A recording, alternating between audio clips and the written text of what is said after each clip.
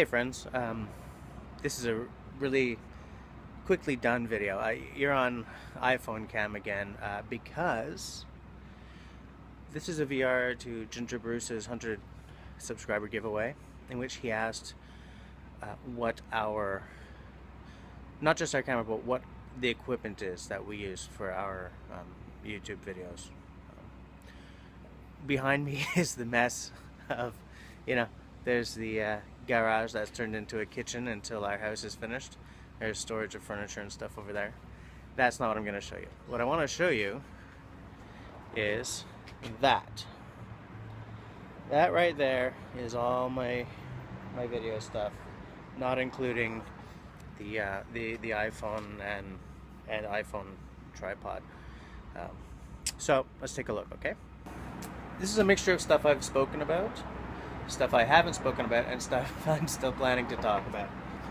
Some of you guys may remember the review I did on this bag. It's a good bag. I use it for carrying the included camera bag, and as well as I put the tripod for the iPhone in there as well. Inside this bag is my Canon 7D. I use two different lenses depending on the context or time of night or day. On here right now I have the 24-105. It's a 4. It's an f-stop of 4, and it's a zoom lens, so I have a lot of freedom in terms of zooming in and stuff. It's a very good camera. They've just announced a Mark II of the Canon 7D, which I will readily admit makes me yawn, so I'm not updating. I'm very tempted to get a 70D for when I'm pointing a camera at myself, because it's got a flippy screen and it's got a focus tracking feature that is really second to none. So I can just flip it out, tap my face, and then I can actually move around a bit in front of the camera. What it doesn't have is, the weatherproofing and stuff that the 7D has. So if anyone's looking for a good camera that they can take in the rain and stuff, the 7D, the non-Mark II version, is probably going to be available for an amazing price, used at this point. As I said, I use two lenses. There's that one, and of course, I use a 50mm, a nifty 50. This is a very affordable one. It's like 110 bucks at B&H. It's a 1.8. I use this one a lot at night because with that kind of aperture, I don't have to crank the ISO ratings, so I can keep the grain down a little bit. So I think, this one, the 1.8, it's plasticky. Okay, this is not a high-end lens, but hey, it works fine for me. Battery charger. I have one battery, but I definitely suggest that anyone who wants to get serious about this YouTubing thing have at least 2 or 3. That's in my plan for the future as well. In here I keep a USB key. This one is 32 gig. I don't use that much anymore, to be honest with you. I keep, compact flash. This one's an 8 gig that I got initially. I've moved up to a 16. And I'm gonna go for like a couple of 32s, I think. The camera comes with this USB cable, which is good for transferring footage onto my computer, but it's also good for I control the camera from the computer because I can't see myself on the camera screen. It's not flippy or anything, so I plug it into Canon's control software on the MacBook, and I just control it from there. Try to keep the computer off screen. This is my tripod, the one I said I was getting back in January. This is a Pro Vista 7581B. I just went to B&H Photo and looked for Davis & Sanford video tripod. It's got a fluid head. I've actually shot a video about this tripod, which I haven't edited yet. So I'll give you a lot more information about this tripod in that video. But fluid head is good. It's a ball joint tripod, ball mount, which I think is magic, and it's somewhere around 250 bucks or something. It's way below 300 bucks, which is key for me. I think that the bang for the buck on this tripod is amazing. This is not a video light, okay? This is just a work light, an LED work light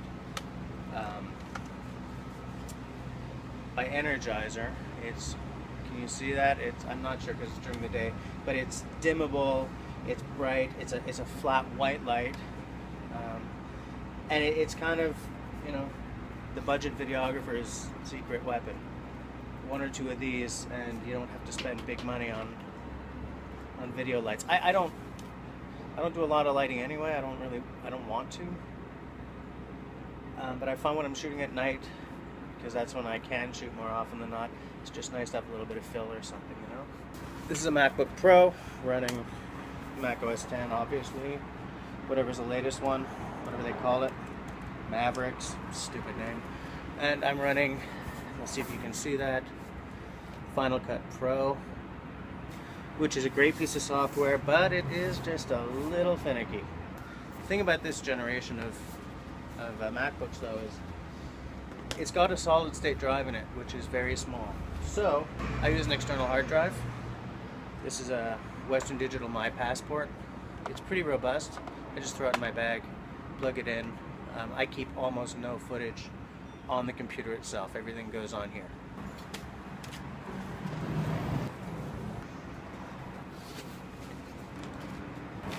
When I'm editing, I wear these headphones.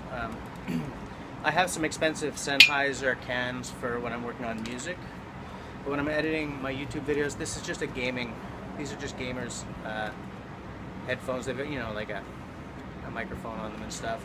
The reason I use these is because I don't want to be using audiophile level stuff when I'm editing sound for my YouTubes, because I don't want to just assume that everyone out there blew hundreds of bucks on cans. You know, some of you guys are just listening with whatever the, you know, I couldn't find my computer, you know, whatever the onboard speakers are, or just gaming headphones. I want to hear it the way most people will hear it. This is why I'm not wearing my lav mic. It's because it's in here. Here I keep a battery, which goes with the Rode video mic, and this goes on top of my camera. It takes one of them square batteries. In here I have my sound setup.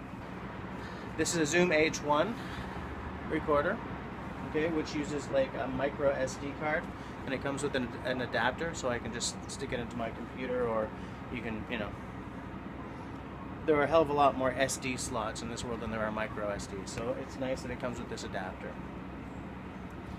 This is the most affordable of the Zoom recorders. It's all you need for a YouTube channel. This here is my giant squid lav mic with an alligator clip, and here's the little dust wind buster that just sort of fell off it. As I said in my sound video, it's not the same kind of cool factor and build quality as my Rode Smart Lav, but the sound is so much better that I just don't care. I really like this mic. What I've also got in here is a follow focus with a rail system, the $50 follow focus, which I haven't used yet. I just haven't had the opportunity. And I have, this is a lens I'm dying to use. It's a 20 to 35, okay, and it's an f2.8, but it is non-functional. So I have to send it back to Canon Canada and have them take a look at it. But that's going to cost hundreds of bucks. I just don't have right now. But once I get that lens up and running, I'm going to be really, really jazzed about it. So yeah, this comb came with this the wind buster, so that I can just keep it nice and tidy. It's a cheap ass comb, but I guess they work better if they're not all matted or something. There's a wasp right on my iPhone. actually. This case I bought at Canadian Tire. I came across it on a video by Bushcraft Barton's.